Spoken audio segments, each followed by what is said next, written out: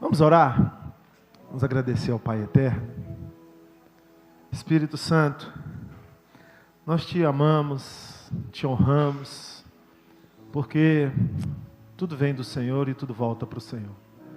Que a honra desta casa hoje, na vida de seus pais espirituais, no entendimento de que essa paternidade é do Senhor e apenas é refletida através de nós, que com o rosto coberto buscamos refletir a glória do Senhor. Que essa honra ela se multiplique em graça sobre nós e adoração aspirada pelo Rei dos Reis e o Senhor dos Senhores que fez o princípio. Em nome de Jesus, fala agora aos nossos corações através da Tua palavra. Nós não precisamos de uma boa palavra, nós precisamos que o Senhor fale conosco. Isso é o que precisamos. Essa é a palavra que muda a nossa vida. Em nome de Jesus, amém. Aleluia. Você pode dizer um glória a Deus? Haja luz, é a palavra que Deus tem para os nossos corações nessa noite. Gênesis capítulo 1, vamos ler dos versos 1 a 5, preste bem atenção. Aleluia. Procure evitar movimentações, as crianças já estão nas salas. Vamos concentrar em tudo que Deus tem para falar conosco, amém? Amém? No princípio criou Deus os céus e a terra. A terra, porém, estava sem forma e vazia. Para aí, tá, Bruna, por favor? E havia trevas sobre a face do abismo, e o Espírito de Deus pairava sobre a face das águas. O que diz no versículo 1? O que diz no 1? Vamos lá, juntos. 1, 2.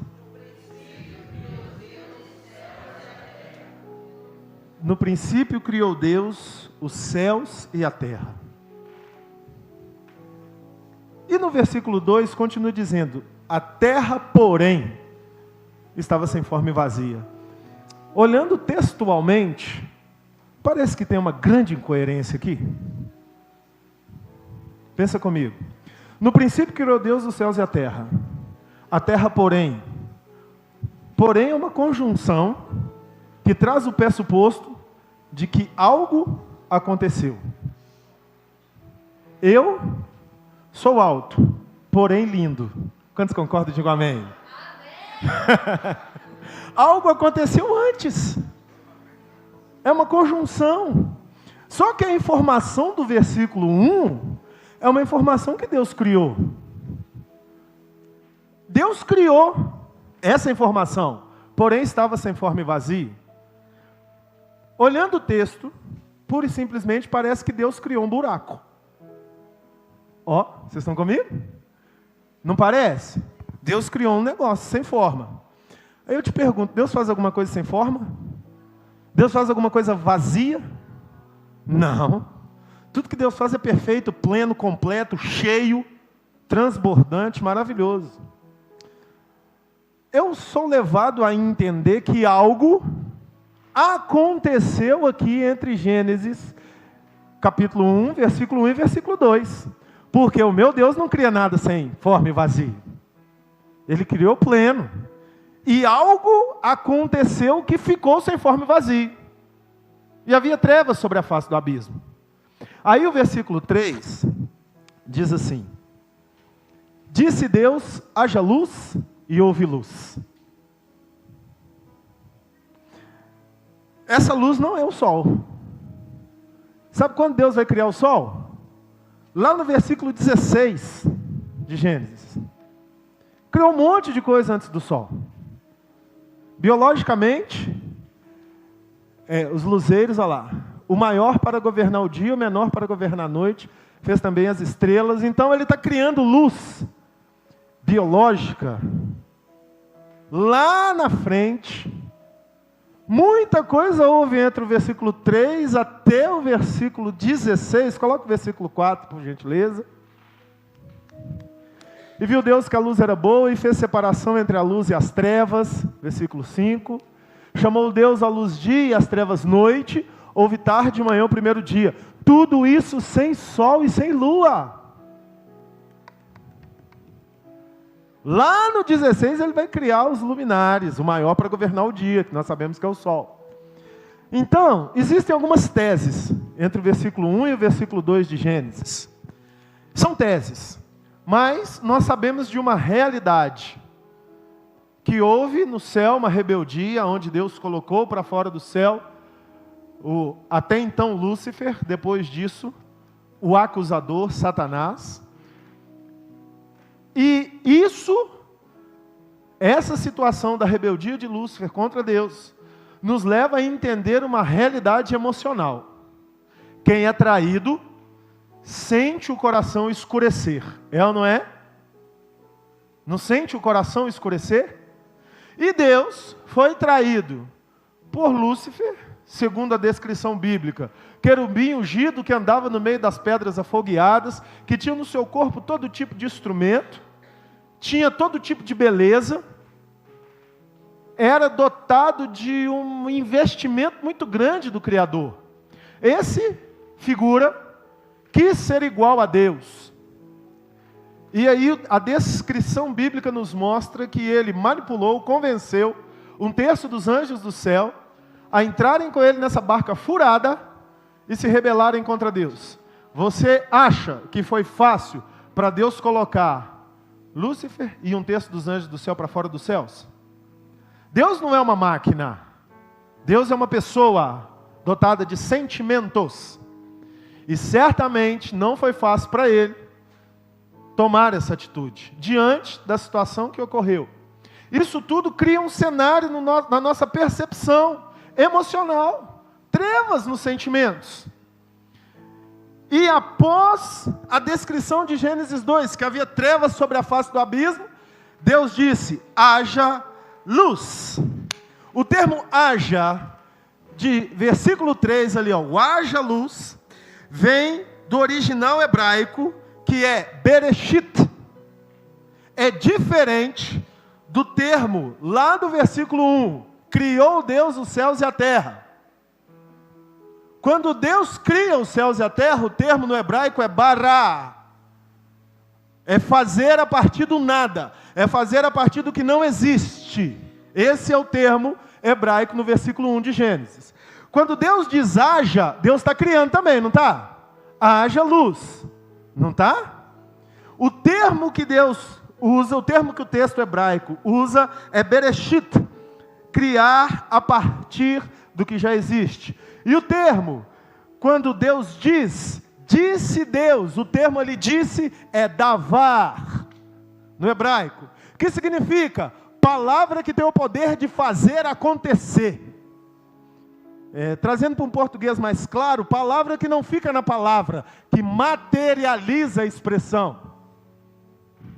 É como eu falar, que apareça um apartamento de 4 quartos naquele condomínio de 4 milhões de reais ali, em meu nome, na rodovia do Sol. E aí chega a escritura na sua casa. Aconteceu. Hipoteticamente é isso, palavra que tem o poder de criar. Quando você recebe, diga amém. Amém.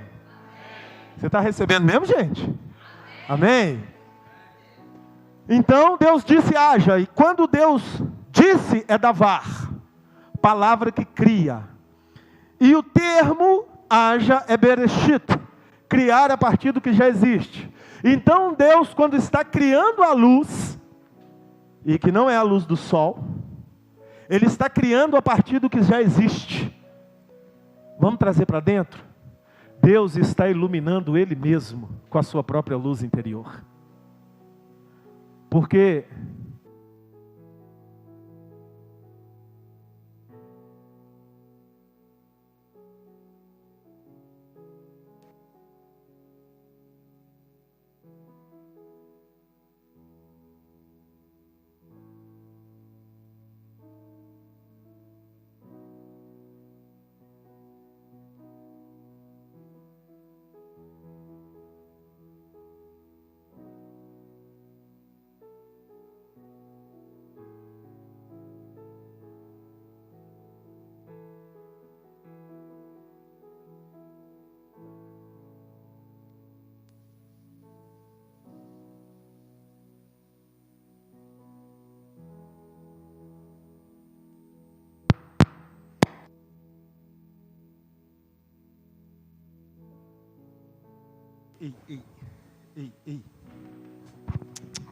Algo aconteceu na realidade celestial que trouxe um ambiente de trevas com relação à situação.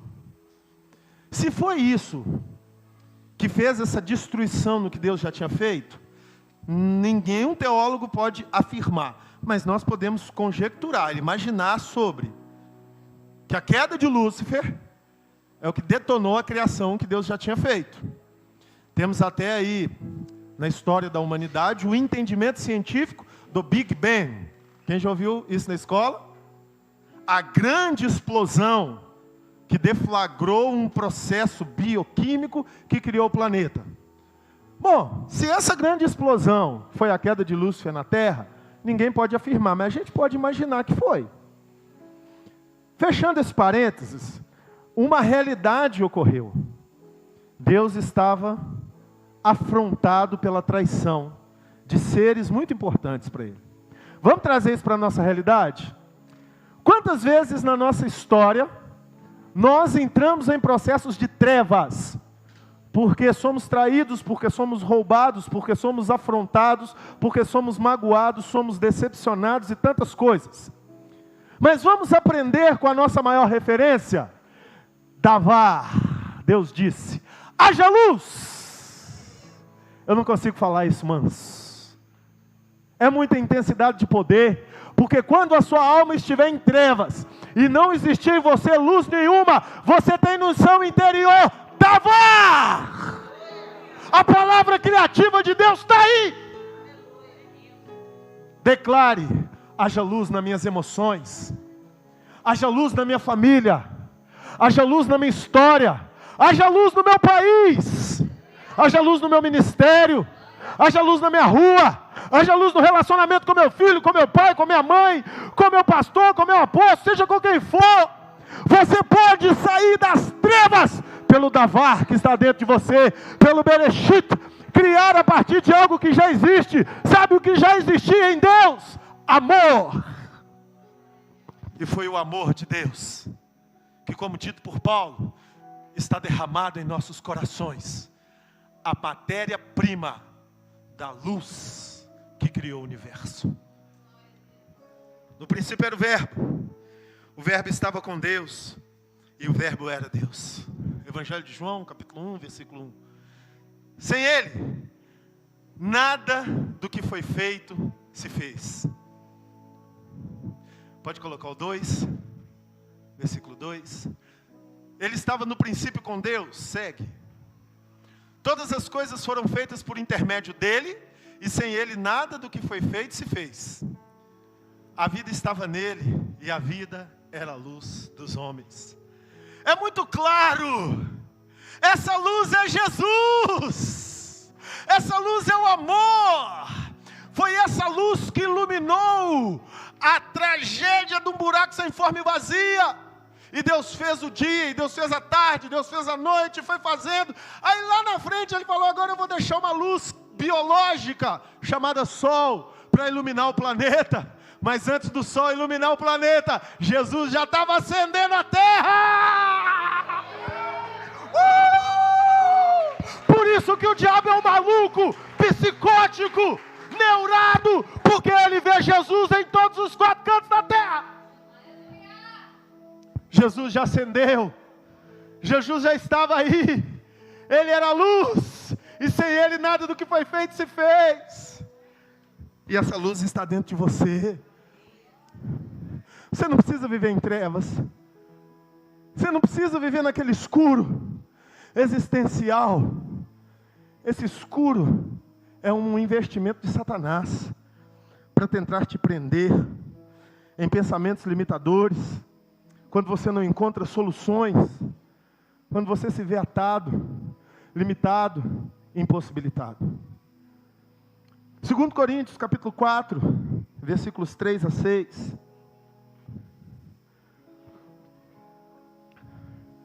Mas se o nosso evangelho está encoberto, é para os que se perdem que está encoberto, nos quais o Deus deste século, leia-se, Satanás, cegou o entendimento dos incrédulos, para que não lhes resplandeça a luz do evangelho da glória de Cristo, o qual é a imagem de Deus.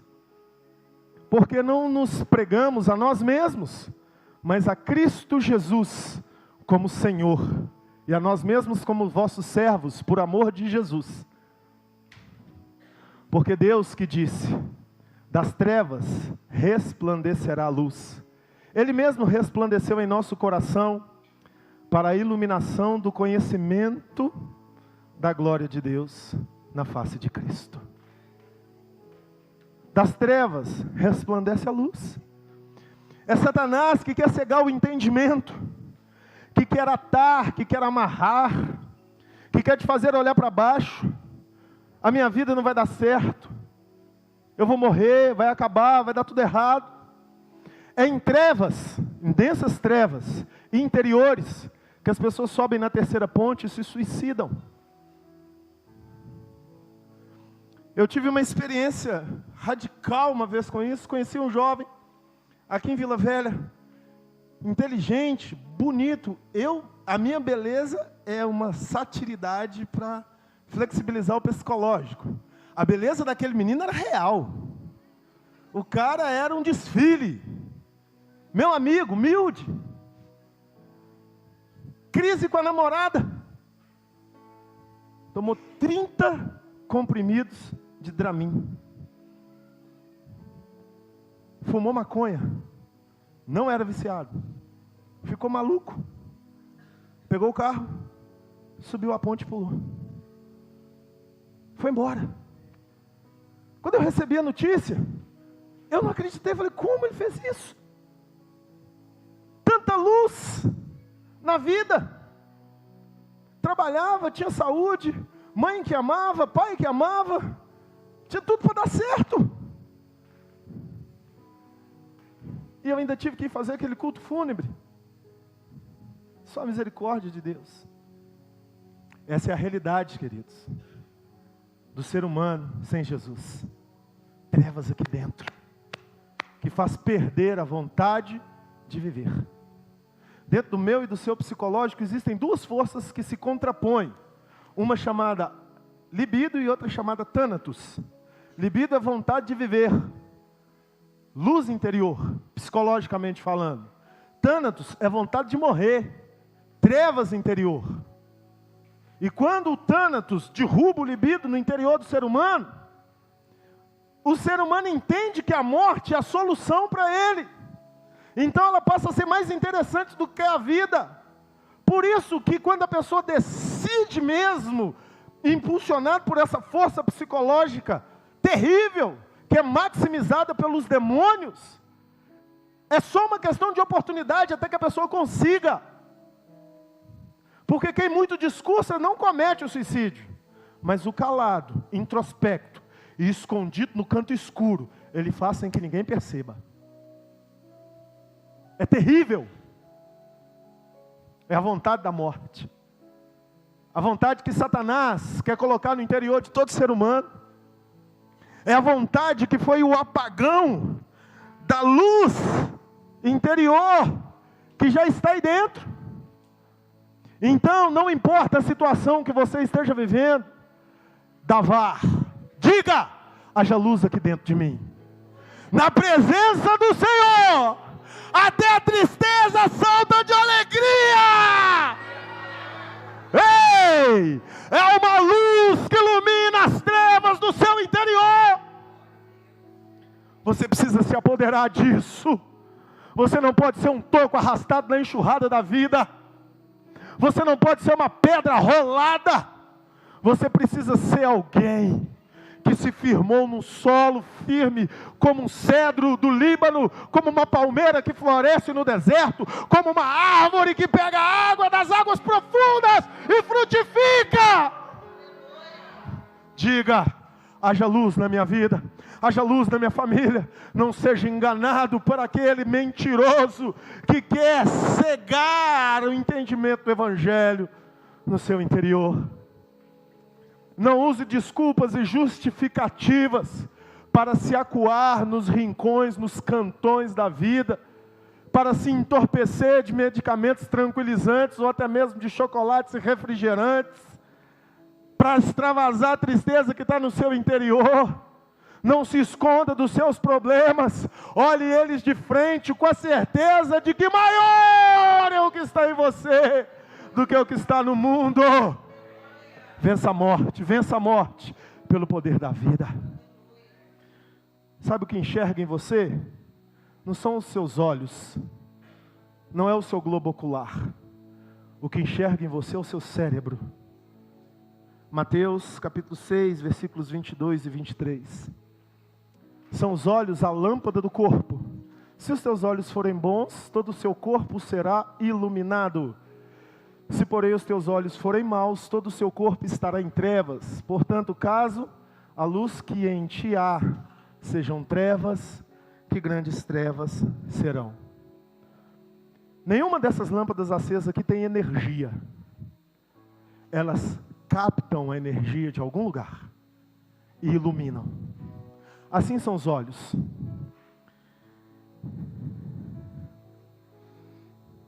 Quando a mente está escura, tudo que os olhos veem são trevas. Quando a mente está iluminada, tudo que os olhos veem são luz. Já contei algumas vezes a história da varredora de rua que lavou a cara do suicida. Ele estava na empresa dele, sentado no seu escritório, com uma 765 na primeira gaveta da sua linda mesa da Tokstok. Tokstok é acréscimo meu, não sei. Mas era uma mesa de luxo. A 765 ali dentro, gaveta aberta, vou me matar. De repente ele ouve o raspar de vassoura. Sou feliz com Jesus, meu Senhor. Sou feliz com Jesus, sou feliz. E cantarolava esse hino da harpa do cantor cristão. E aquele homem chegou na janela e olhou. Era o primeiro andar da sala dele. A senhora vestida de roupa da prefeitura, limpadora de rua, cantando Sou Feliz. Ele ligou na recepção e falou: chama essa mulher para mim. Foram lá chamar a senhora. O moço aí, dono da empresa, quer conversar com a senhora. Ela foi. Entrou na sala dele. Ele em prantos olhou para os olhos dela e falou: me explica, como a senhora, varrendo rua, pode ser feliz? Eu sou rico, dono dessa empresa toda que a senhora está vendo. Meu carro está parado ali, tenho outros na minha garagem, tenho tudo que quero. Mas estou com a arma aqui, a ponto de me matar. Ela olhou para a cara dele e falou assim: eu sou feliz porque eu sou corajosa. Você quer se matar porque você é covarde. Eu não preciso de ter nada que você tem para que eu seja feliz. Porque a luz que em mim há está acesa e não tem grandes trevas. A luz que tem em mim não tem em você. Por isso você vê o mundo escuro, enquanto eu vejo o mundo aceso. Aquele homem caiu de joelho diante dela e falou assim: ora por mim. Eu preciso dessa alegria. Ela falou: repita comigo. Fez a oração de confissão com ele. Aquele homem entregou a vida dele para Jesus aquele dia. Levantou chorando, abraçou ela. Essa não precisa nem perguntar, era uma profeta. Era ou não era? Essa não era mestre, não era evangelista, não era pastor, não era, essa era profeta. Ela abraçou ele e falou: toma vergonha na sua cara, menino. Só Jesus pode te dar alegria. E foi embora. E aquele ser humano continuou vivo. Se a luz que é em ti são trevas, nada ilumina a sua vida. Nem dinheiro, nem realização humana, nem viagem para Dubai, nem nada. Nem todo dinheiro que pode vir para sua conta, nem o melhor relacionamento que você possa ter, a melhor realização de sonho. O problema é que a gente inverte os polos da vida. A gente anda correndo atrás de coisas, quando nós devemos viver próximos de Jesus, e as coisas correrão atrás de nós. Porque os milagres seguem os que creem. Não os que creem seguem os milagres ou as bênçãos. Então, se você tiver luz aí dentro, você pode olhar para um deserto e você vai ficar empolgado.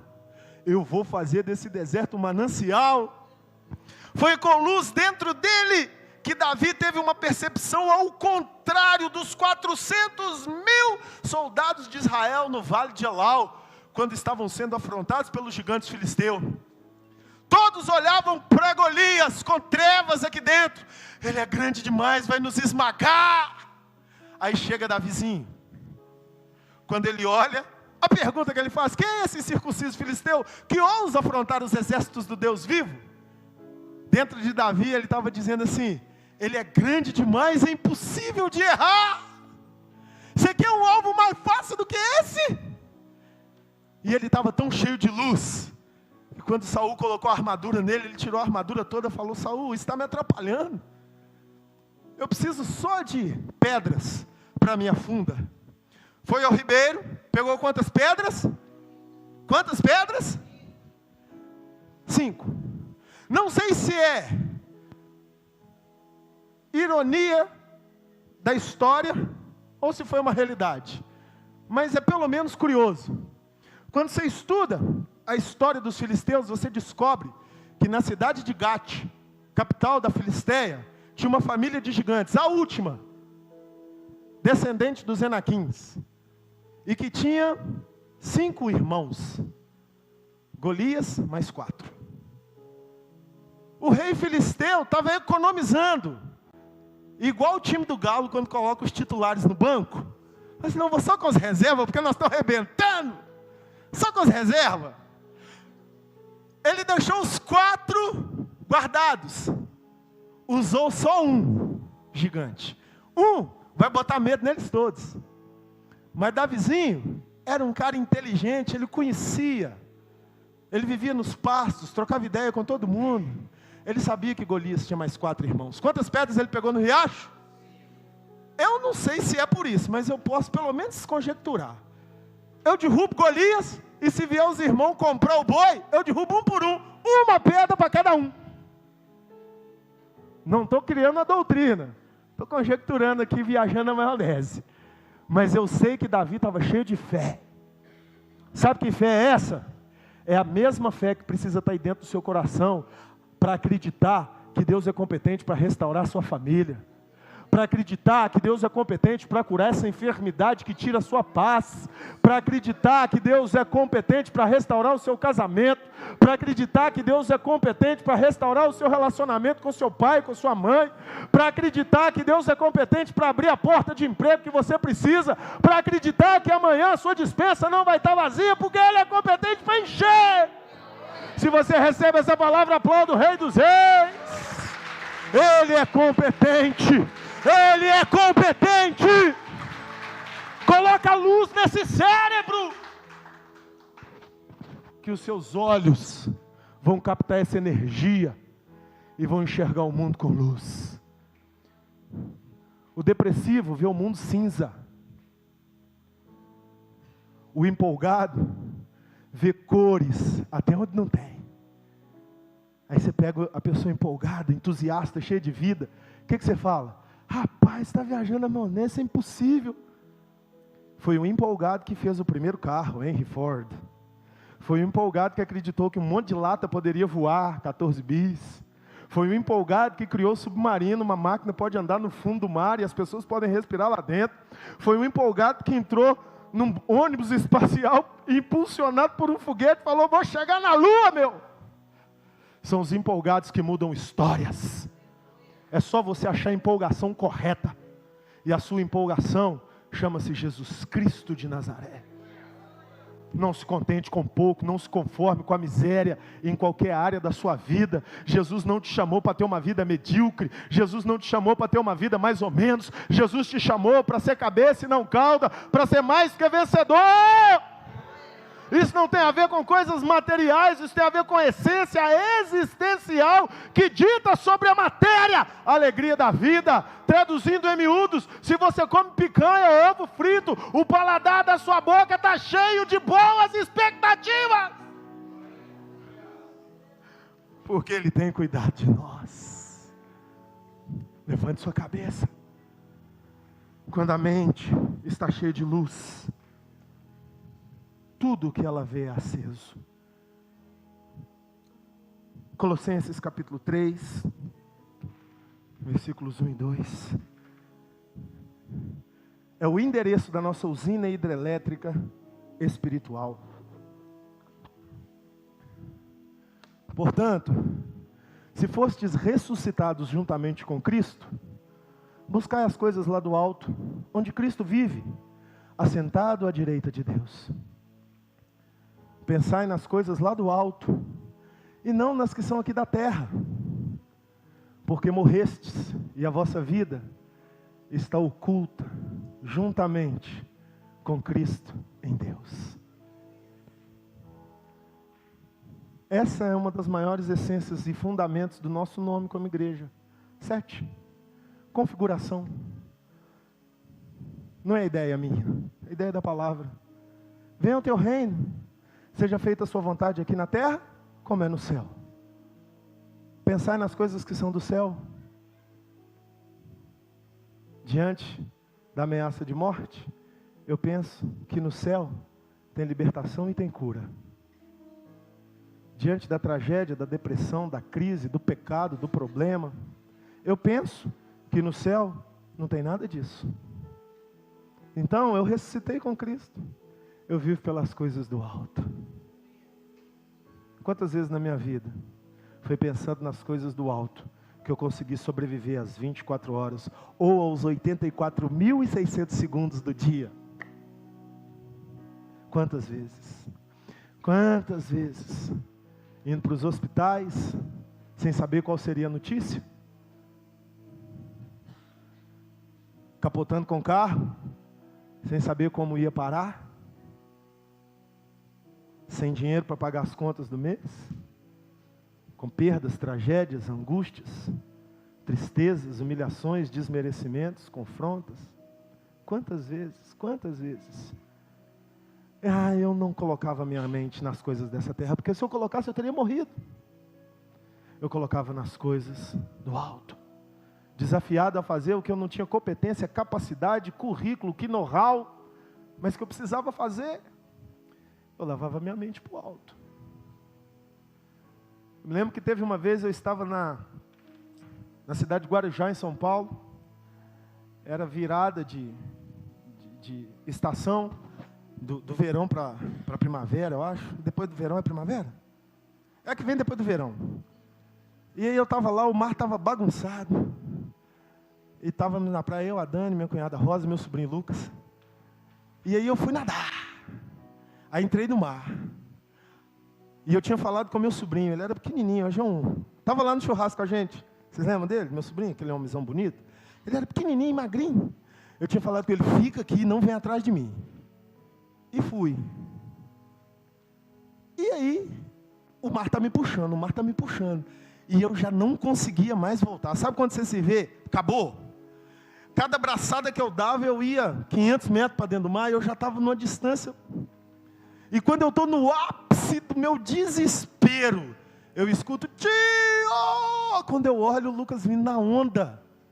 Eu falei, gente, eu falei para esse menino ficar lá, ele parou no meu peito. Aí já era eu com ele. E a apóstola, mais a irmã dela, a outra irmã dela lá na praia, achando que a gente estava brincando.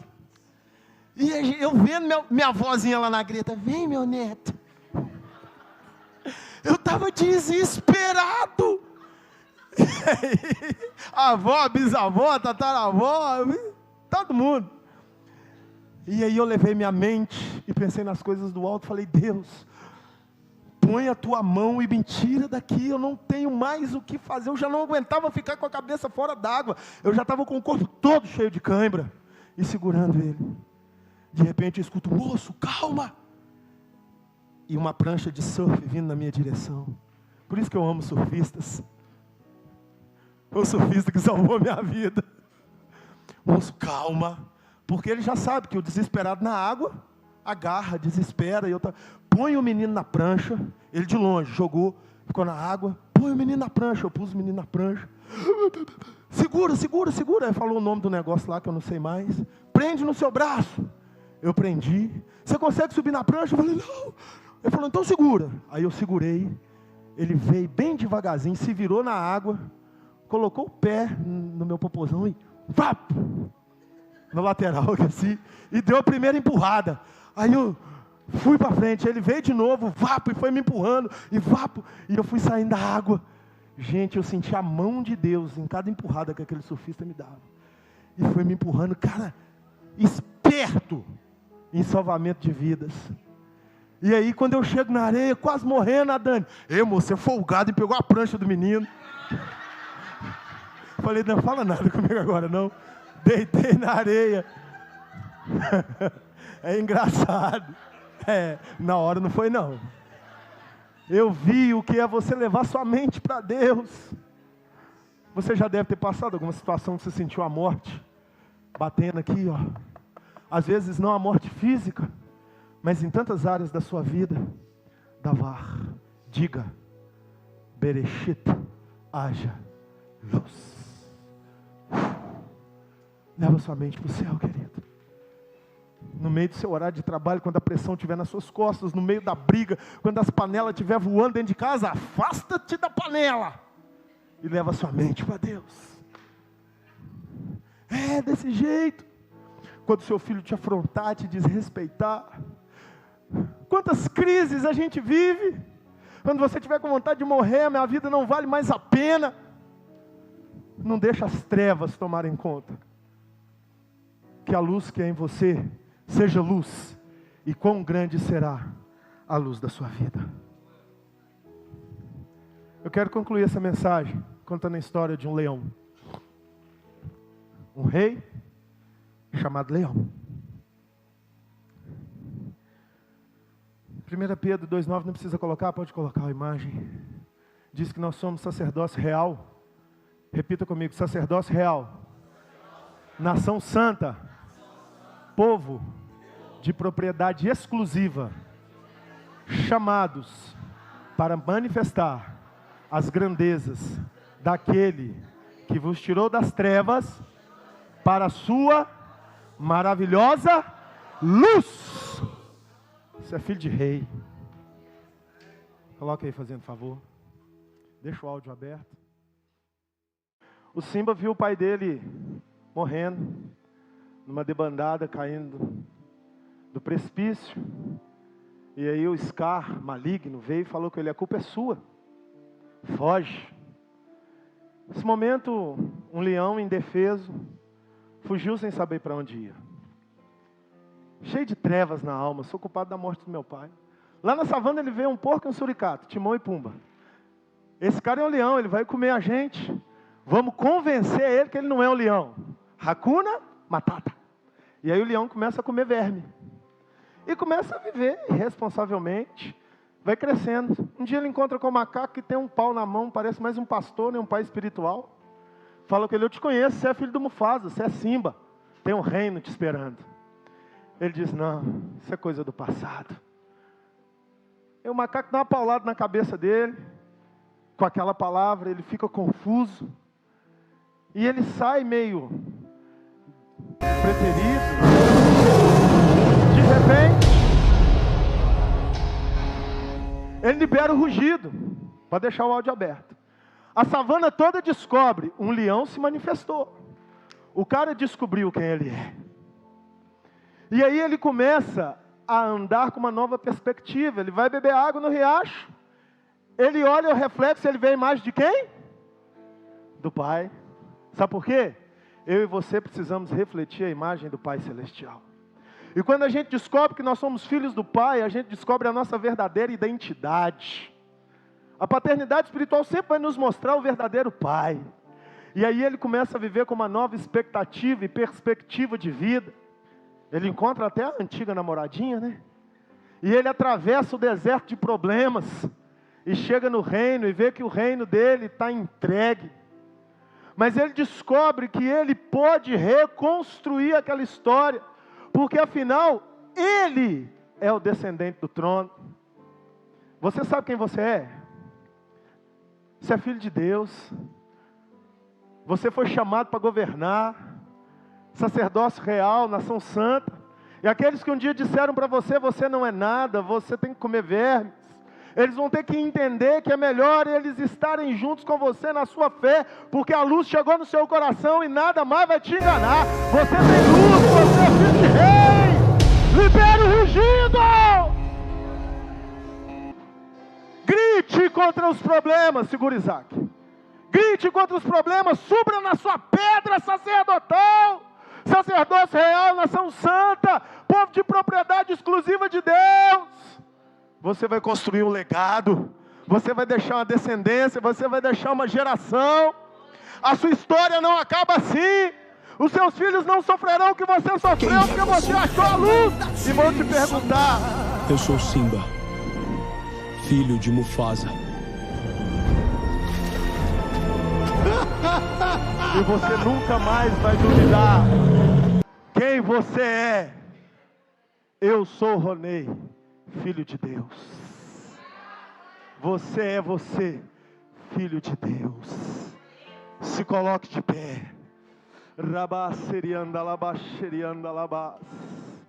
Rabá sedecanta labá xerianda labá. Quem é você? Comedor de verme? Não. Filho de leão. Coloca luz aí dentro agora. Haja luz, haja luz. Siga o exemplo de Deus. No momento das trevas, Ele não correu para o desespero. Ele criou luz no seu interior. E eu profetizo sobre a sua vida agora. Haja luz. Haja luz. Haja luz.